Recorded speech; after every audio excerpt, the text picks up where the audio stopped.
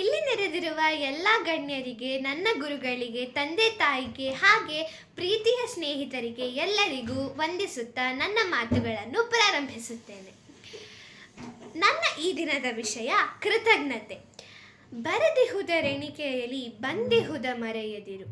ಬರದಿಹುದರೆಣಿಕೆಯಲ್ಲಿ ಬಂದಿಹುದ ಮರೆಯದಿರು.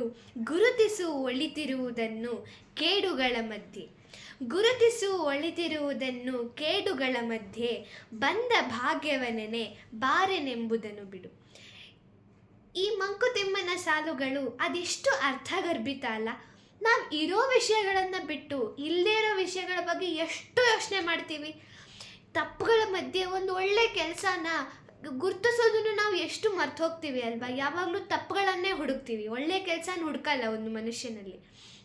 ಹಾಗೆ ನಮ್ಮ ಹತ್ರ ಇರೋ ವಸ್ತುಗಳಿಗೆ ಅಥವಾ ಇರೋ ಒಳ್ಳೆ ಭಾವನೆಗಳಿಗೆ ನಾವು ಕೃತಜ್ಞರಾಗಿರಬೇಕು. ಯಾವಾಗಲೂ ಇಲ್ಲದೇ ಇರೋದ್ರ ಬಗ್ಗೆನೇ ಯಾವಾಗಲೂ ಯೋಚನೆ ಮಾಡ್ತಾ ಇರ್ತೀವಲ್ಲ. ಇದೇ ಈ ಮಂಕುತಿಮ್ಮನ ಸಾಲುಗಳ ಅರ್ಥ. ಇದನ್ನು ಹೇಳ್ತಾ ನಾನು ನನ್ನ ಕಥೆನ ಆರಂಭಿಸ್ತೀನಿ. ನನ್ನ ಕಥೆಯ ಹೆಸರು ನೆನಪಿರಲಿ. ಈ ಕಥೆ ಏನಂದರೆ, ಇದ್ರದ್ದು ಇಂಟ್ರಡಕ್ಷನ್ ಕೊಡ್ತೀನಿ. ಇದ್ರದ್ದು ಏನಂದರೆ, ನಾನು ನನ್ನ ಬಾಲ್ಯದ ನೆನಪುಗಳನ್ನು ನಿಮ್ಮ ಜೊತೆ ಹಂಚ್ಕೊತಾ ಇದ್ದೀನಿ. ಅದು ಜಾಸ್ತಿ ಇರೋದು ನನ್ನ ತಾತನ ಬಗ್ಗೆನೇ. ನನ್ನ ತಾತ ನನಗೊಂದು ರೋಲ್ ಮಾಡೆಲ್. ಸೊ ನಾನು ಅವ್ರ ಬಗ್ಗೆನೇ ಈಗ ನಾನು ಅವ್ರ ಜೊತೆ ಟೈಮ್ ಸ್ಪೆಂಡ್ ಮಾಡಿದ್ದನ್ನು, ನಾನು ಅವ್ರ ಜೊತೆ ಕಳೆದಿರೋ ಅಂಥ ದಿನಗಳನ್ನ ನಾನು ನಿಮ್ಮ ಜೊತೆ ಹೇಳ್ಕೊಬೇಕು ಅಂತಿದ್ದೀನಿ. ಸೊ ನನ್ನ ತಾತ ಒಬ್ಬರು ಬ್ಯಾಂಕ್ ಮ್ಯಾನೇಜರು. ಅವರು ಯಾವಾಗಲೂ ನಾನು ಹಾಲಿಡೇಸ್ ಅವ್ರ ಜೊತೆ ಹೋಗಬೇಕು ಅಂದರೆ ತುಂಬ ಖುಷಿ ಇರ್ತಿತ್ತು ನನಗೆ. ಯಾವಾಗಲೂ ಅವ್ರ ಜೊತೆ ಇರಬೇಕು, ಅವ್ರ ಜೊತೆ ಮಾತಾಡಬೇಕು. ನನ್ನ ತಾತ ನನ್ನ ಜೊತೆ ತುಂಬ ಜನ ಆಡೋರು. ಬ್ಯಾಡ್ಮಿಟನ್ನು, ಕ್ರಿಕೆಟು ಎಷ್ಟು ಆಡ್ತಾಯಿದ್ವಿ ನನ್ನ ತಾತನ ಜೊತೆ. ಅಜ್ಜಿ ಕೂಡ ಆಡೋರು ನನ್ನ ಜೊತೆ ಅವಾಗವಾಗ. ತಾತ ನನಗೆ ಕಾಲು ಎಳೆಯೋರು, ನನ್ನ ಜೊತೆ ಸುಳ್ಳೆಲ್ಲ ಮಾತಾಡೋರು. ನನ್ನ ಜೊತೆ ಫೋನ್ ಮಾಡಿದಾಗ ನಿನ್ನನ್ನು ಬಿಟ್ಟು ಅದನ್ನು ತಿಂದ್ವಿ, ನಿನ್ನನ್ನು ಬಿಟ್ಟು ಇದನ್ನು ತಿಂದ್ವಿ ಅಂತ ಎಲ್ಲ ನನಗೆ ಕಾಲು ಎಳೆಯೋರು. ತುಂಬ ನನಗೆ ಅದು ಒಂಥರ ಖುಷಿ ಇರ್ತಿತ್ತು ತಾತನ ಜೊತೆ ಮಾತಾಡೋಕ್ಕೆ. ಅದು ಒಂಥರ ಮೆಮರೀಸ್ ಟೈಪೇ ನನಗೆ.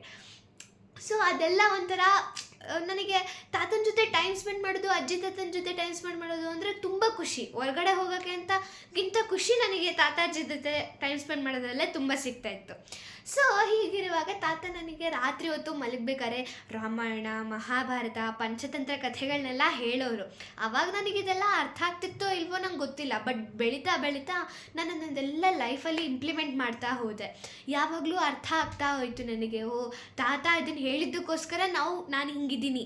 ಈಗ ನನಗೇನು 8th and 7th ನನಗೆ ರಾಮಾಯಣ, ಮಹಾಭಾರತ ಬುಕ್ಸ್ನ ನನಗೆ ಸ್ಕೂಲಲ್ಲಿ ಕೊಡ್ತಾ ಇದ್ದಾರೋ ಅದು ಇಷ್ಟೋ ಸ್ಟೋರಿ ನನಗೆ ನನ್ನ ಬಾಲ್ಯದಲ್ಲೇ ನನಗೆಲ್ಲ ಸಿಕ್ಕೋಗ್ಬಿಟ್ಟಿತ್ತು. ತಾತ ಅಷ್ಟು ನನಗೆ ನಾಲೆಡ್ಜನ್ನ ಕೊಟ್ಟಿದ್ರು. ಸೊ ಇಷ್ಟು ನನಗೆ ತಾತನ ಜೊತೆ ಅಟ್ಯಾಚ್ಮೆಂಟ್ ಇರ್ತಾಯಿತ್ತು. ಸೊ ಆವಾಗ ಏನಾಗ್ತಾ, ಯಾವಾಗಲೂ ತಾತ ನನಗೆ ಹೇಳ್ತಾಯಿದ್ರು. ಅವ್ರಿಗೆ ಒಂದ್ಸಲ ಬೆಸ್ಟ್ ಸರ್ವಿಸ್ ಅವಾರ್ಡ್ ಸಿಕ್ಕಿತ್ತು ಆಯಿತಾ. ಆವಾಗ ಅವ್ರು ನಂಗೆ ಹೇಳಿದರು, ಪಂಚಮಿ ನೀನು ಹೀಗೆ ದೊಡ್ಡ ಅವಾರ್ಡ್ಗಳನ್ನ ತೊಗೊಂಡಾಗ ನಾನು ಹೇಳಬೇಕು, ನಾನು ಪಂಚಮಿಯವರ ತಾತ ಅಂತ ಪ್ರೌಡಾಗಿ ಹೇಳ್ಕೊತೀನಿ ಅಂತ ಹೇಳ್ತಾಯಿದ್ರು. ಹೀಗೆ ಒಂದು ಸನ್ನಿವೇಶನ ಹೇಳ್ತೀನಿ. ನನಗೆ ಶಾರದಾ ಮಠಕ್ಕೆ ಕರ್ಕೊಂಡು ಹೋಗಿದ್ರು ನಮ್ಮ ಸ್ಕೂಲಿಂದ. ಕೆಲವು ಮಕ್ಕಳನ್ನ ಯಾರ್ಯಾರು ಇಂಟ್ರೆಸ್ಟ್ ಇದ್ದಾರೋ ಅವ್ರನ್ನೆಲ್ಲ ಹೆಸರು ತೊಗೊಂಡು ಶಾರದಾ ಮಠ ಅಂತ ಇಲ್ಲೇ ಬೆಂಗಳೂರಲ್ಲೇ ಒಂದು ಮಠ ಇದೆ, ಅಲ್ಲಿ ಕರ್ಕೊಂಡು ಹೋಗಿದ್ರು. ಆ ಮಠದಲ್ಲಿ ನಾನು 2 ಕಾಂಪಿಟೇಷನ್ಸ್ಗಳಿಗೆ ಹೆಸರು ಕೊಟ್ಟಿದ್ದೆ. ಒಂದು ಸ್ಪೀಚ್ ಹಾಗೂ ಸಿಂಗಿಂಗ್. ಸೊ ನನಗೆ ಸ್ಪೀಚಲ್ಲಿ ಫಸ್ಟ್ ಪ್ರೈಸ್ ಸಿಕ್ತು, ಸಿಂಗಿಂಗಲ್ಲಿ 3rd ಪ್ರೈಸ್. ಸೊ ನಾನು ಇದನ್ನು ತಾತನ ಹತ್ರ ಹೇಳಿದ್ದೆ, ಶೇರ್ ಮಾಡಿದ್ದೆ ಮನೆಗೆ ಬಂದಮೇಲೆ. ಅವಾಗ ತಾತ ಎಷ್ಟು ಖುಷಿ ಪಟ್ಟಿದ್ರು ಅಂದರೆ, ಅವ್ರು ಇಡೀ ಬ್ಯಾಂಕ್ ಸ್ಟಾಫಿಗೆ ಗೊತ್ತಾಗಿತ್ತು ದಟ್ ನನಗೆ ಫಸ್ಟ್ ಪ್ರೈಸ್ ಸಿಕ್ಕಿದೆ ಅಂತ. ಅವ್ರು ಹೇಳ್ತಾಯಿದ್ರು ಅವರ ಬಾಲ್ಯದಲ್ಲಿ ಕೂಡ ಹಿಂಗೆ ಅವರಿಗೆ ಅವ್ರ ಸ್ಕೂಲಲ್ಲಿ ತುಂಬ ಸ್ಪೀಚ್ ಎಲ್ಲ ತಾತಂಗೆ ಕೊಡ್ತಿದ್ರಂತೆ. ಆವಾಗ ತಾತ ಯಾವಾಗಲೂ ಫಸ್ಟ್ ಪ್ರೈಸ್ ತೊಗೊತಿದ್ರಲ್ಲೇ. ಹಾಗೆ ಹೇಳೋರ್ತು ನನಗೆ ಆ ಬಾಲ್ಯಗಳ ನೆನಪುಗಳನ್ನೆಲ್ಲ ನನ್ನ ಜೊತೆ ಹೇಳ್ತಾಯಿದ್ರು ತಾತ. ತುಂಬ ಪ್ರೌಡಾಗಿದ್ದರು ಅವತ್ತು, ನಿನಗೆ ಫಸ್ಟ್ ಪ್ರೈಸ್ ಸಿಕ್ಕಿದೆ ಸ್ಪೀಚಲ್ಲಿ ಅಂತ ತುಂಬಾ ಖುಷಿಪಟ್ಟಿದ್ರು. ನನಗೂ ಅವತ್ತು ತುಂಬಾ ಖುಷಿಯಾಗಿತ್ತು ತಾತನ ಜೊತೆ ಅದನ್ನೆಲ್ಲ ಶೇರ್ ಮಾಡಿಕೊಂಡು ಮಾತಾಡ್ತಿದ್ದದೆಲ್ಲ. ಹೀಗೆ ತಾತನ ಜೊತೆ ಟೈಮ್ ಸ್ಪೆಂಡ್ ಆಗ್ತಾ ಆಗ್ತಾ ಆಗ್ತಾ ಎಷ್ಟು ವರ್ಷಗಳು ಕಳೆದೋಯ್ತು ಅಂದರೆ, ನಾನು ಹುಟ್ಟಿದ ದಿನದಿಂದ ಇವಾಗ ನನಗೆ 13 ವರ್ಷ. 13 ವರ್ಷ ನನ್ನ ತಾತನ ಜೊತೆ ಹೆಂಗೆ ಸ್ಪೆಂಡ್ ಆಯಿತು ಅಂತ ನನಗೆ ಇವಾಗಲೂ ಆಗ್ತಾಯಿಲ್ಲ ಏನು. ನನ್ನ ಚೈಲ್ಡ್ಹುಡ್ಡಿಂದ ಇವಾಗ ತನಕ ಎಷ್ಟು ಬೇಗ ದಿನಗಳೆಲ್ಲ ಪಾಸಾಗೋಯ್ತು ಅಜ್ಜಿ ತಾತನ ಜೊತೆ. ಈಗಲೂ ಹಾಗೆ ಸ್ಪೆಂಡ್ ಮಾಡಬೇಕನ್ಸುತ್ತೆ, ಬಟ್ ಓದಬೇಕು. ಸೊ ನನಗೆ ಅದೆಲ್ಲ ಒಂಥರ ಒಳ್ಳೆ ಚೈಲ್ಡ್ಹುಡ್ ಮೆಮರೀಸ್ ನನಗೆ ಅದೆಲ್ಲ. ಹೀಗೆ ಆಗ್ತಾ ಆಗ್ತಾ ಆಗ್ತಾ 2023 ಡಿಸೆಂಬರ್, ಅಂದರೆ ಲಾಸ್ಟ್ ಇಯರ್ ಡಿಸೆಂಬರಲ್ಲಿ ತಾತಂಗೆ ಕ್ಯಾನ್ಸರ್ ಪಾಸಿಟಿವ್ ಬಂತು. ಸೊ ಆ ಕ್ಯಾನ್ಸರ್ ಟ್ಯೂಮರ್ ತಾತಂಗೆ ಸ್ಮಾಲ್ ಇಂಟೆಸ್ಟೈನಲ್ಲಿತ್ತು. ಸೊ ಈ ಗಾಟ್ ಅಡ್ಮಿಟ್ ಆಯಿತು ತಾತಂಗೆ ಹಾಸ್ಪಿಟ್ಲಲ್ಲಿ. ಆವಾಗ ನಾನು ಏನು ಮಾಡ್ತಾಯಿದ್ದೆ, ತಾತನಿಗೆ ಅವ್ರ ಸ್ಟೋರಿಗಳನ್ನ ನಾನು ರಿಕ್ರಿಯೇಟ್ ಮಾಡ್ತಾಯಿದ್ದೆ. ಹೋಗಿ ತಾತ ನನಗೆ ಈ ಸ್ಟೋರಿ ಹೇಳ್ತಿದ್ದೆ, ಮಹಾಭಾರತ ರಾಮಾಯಣ ಎಲ್ಲ ನೆನಪಿದ್ಯಾ ತಾತ ಅಂತ. ಅದ್ರಗಳೆಲ್ಲ ನೀತಿ ಕೂಡ ಹೇಳ್ತಾಯಿದ್ರು ನನಗೆ ತಾತ. ಇದನ್ನೆಲ್ಲ ಲೈಫಲ್ಲಿ ಅಳವಡಿಸ್ಕೋಬೇಕು ಅಂತ ಎಲ್ಲ ಹೇಳ್ಕೊಡ್ತಾಯಿದ್ರು. ಅದೆಲ್ಲ ಒಂಥರ ಈಗ ಎಲ್ಲ ಆಗ್ತಾಯಿದೆ ನನ್ನ ಲೈಫಲ್ಲಿ. ಅದು ಒಂಥರ ಈ ನೆನಪಾಗ್ತಿದೆ ನನಗದೆಲ್ಲ. ನಾನು ಈಗಲೂ ಏನಾದರೂ ಕೆಲಸ ಮಾಡ್ತಿದ್ದೀನಿ ಅಂದರೆ ಅದನ್ನೆಲ್ಲ ನೆನಪು ಮಾಡ್ಕೊತ, ಆ ನೀತಿ ಕಥೆಗಳನ್ನು ನೆನಪು ಮಾಡ್ಕೊತ ನಾನು ಮಾಡ್ತೀನಿ. ಸೊ ಆವಾಗ ಆ ಕಥೆಗಳನ್ನೆಲ್ಲ ನಾನು ನೆನಪು ಮಾಡ್ತಾಯಿದ್ದೆ ತಾತಂಗೆ. ಹೀಗೆ ನಂದು ಫೈನಲ್ ಎಕ್ಸಾಮ್ಸ್ ಮಾರ್ಚ್ ಟೈಮಲ್ಲಿ ನನ್ನ ಫೈನಲ್ ಎಕ್ಸಾಮ್ಸ್ ಇತ್ತು, ಮ್ಯಾಥ್ಸ್ ಎಕ್ಸಾಮು. ನನ್ನ ತಾತನಿಗೆ ಮ್ಯಾಥ್ಸ್ ಅಂದರೆ ತುಂಬ ಇಷ್ಟ. ತಾತ ತುಂಬಾ ಪರ್ಫೆಕ್ಟ್ ಇದ್ದರು ಮ್ಯಾಥ್ಸಲ್ಲಿ. ತುಂಬ ಚೆನ್ನಾಗಿ ಮ್ಯಾಥ್ಸ್, ಗಣಿತ ಎಲ್ಲ ಕ್ಯಾಲ್ಕುಲೇಷನ್ಸ್ ಎಲ್ಲ ತುಂಬ ಚೆನ್ನಾಗಿ ಮಾಡ್ತಾಯಿದ್ರು ನಮ್ಮ ತಾತ. ಈಗಲೂ ಅವಾಗೆಲ್ಲ ಕಾಮಿಡಿ ಮಾಡೋರು ನನಗೆ. ನಾನು ಒಂದು ಲೆಕ್ಕ ಕೇಳು, ನಾನು ಕರೆಕ್ಟಾಗಿ ಹೇಳ್ತೀನಿ ಅಂತ. ನಾನು ಎಷ್ಟು ದೊಡ್ಡ ಲೆಕ್ಕ ಕೇಳಿದ್ರು 1 ಸೆಕೆಂಡಲ್ಲಿ ಆನ್ಸರ್ ಬರ್ತಾಯಿತ್ತು ತಾತನಿಂದ. ಸೊ ಅವಾಗ ನಾನು ಹೇಳ್ತಾ ಇದ್ದೆ, ತಾತ ಇಷ್ಟು ಫಾಸ್ಟಾಗಿ ಮಾಡ್ತೀಯಲ್ಲ ತಾತ ಅಂತ. ಆವಾಗ ನನ್ನ ಮ್ಯಾಥ್ಸ್ ಎಕ್ಸಾಮು ನನಗೆ 3 ದಿನ ರಜಾ ಕೊಟ್ಟಿದ್ರು. ಆ 3 ದಿನ ರಜಾನ ನನಗೆ ಮನೇಲಿರೋಕ್ಕೆ ಇಷ್ಟ ಇರಲಿಲ್ಲ. ಸೊ ನಾನು ಹೋಗಿ ಹಾಸ್ಪಿಟ್ಲಲ್ಲಿ ತಾತನ ಜೊತೆನೇ 3 ದಿನ ಇದ್ದೆ ಅಲ್ಲಿ. ಆವಾಗ ನನಗೆ ತಾತನ ಜೊತೆ ಇದ್ದಿದ್ದು, ಆ ಟೈಮ್ ಸ್ಪೆಂಡ್ ಮಾಡಿದ್ದೆ ಎಲ್ಲ ತುಂಬ ಇಷ್ಟ ಆಯಿತು.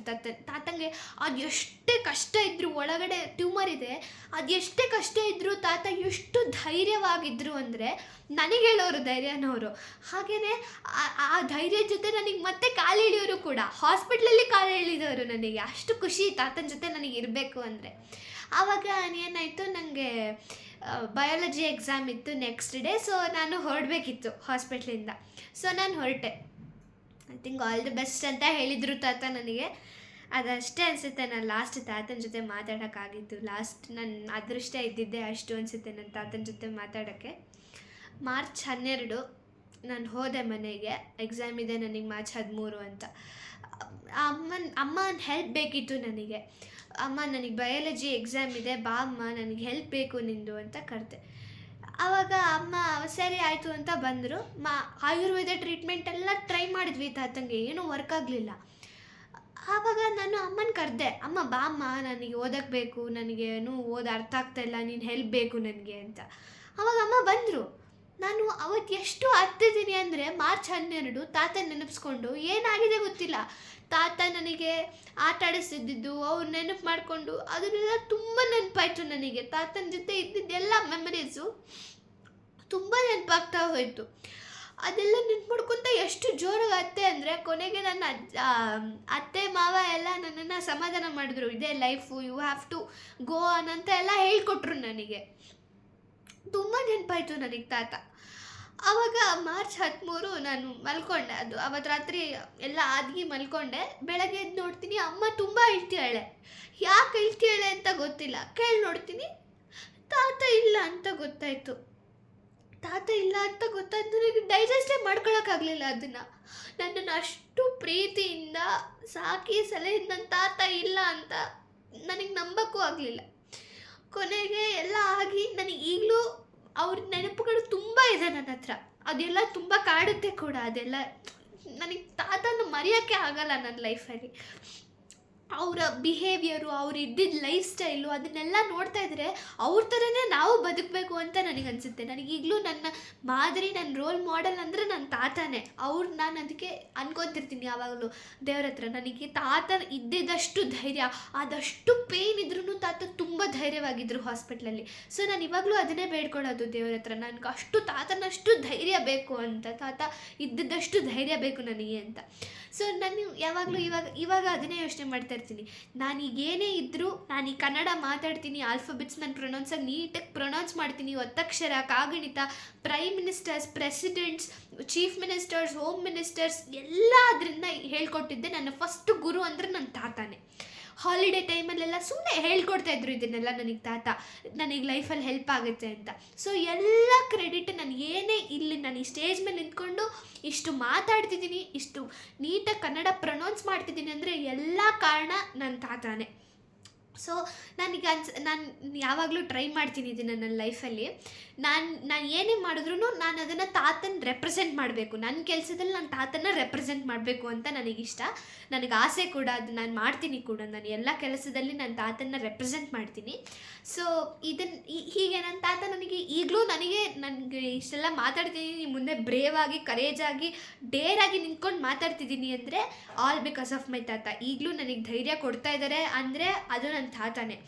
ಸೊ ಹೀಗೆ ನನ್ನ ಲೈಫಲ್ಲಿ ಯಾರೇ ಬಂದಿದ್ರೂ, ಎಲ್ಲರೂ ಈಗ ಒಂದು ಚಿಕ್ಕ ಹೆಲ್ಪ್ ಮಾಡಿದ ಯಾರೇ ಇರ್ಬೋದು, ಅವ್ರಿಗೆಲ್ಲರಿಗೂ ನಾನು ಕೃತಜ್ಞರಾಗಿದ್ದೀನಿ. ಇಷ್ಟು ಹೇಳ್ತಾ ನನ್ನ ಈ ಪುಟ್ಟ ಕಥೆನ ಮುಗಿಸ್ತೀನಿ. ಹಾಗೆ ಇಷ್ಟು ಸಮಾಧಾನದಿಂದ ನನ್ನ ಈ ಕಥೆನ ಕೇಳಿಸ್ಕೊಂಡು ನಿಂತಕ್ಕಂಥ ಎಲ್ಲರಿಗೂ ತುಂಬ ಧನ್ಯವಾದಗಳನ್ನ ಹೇಳ್ತೀನಿ. Thank you.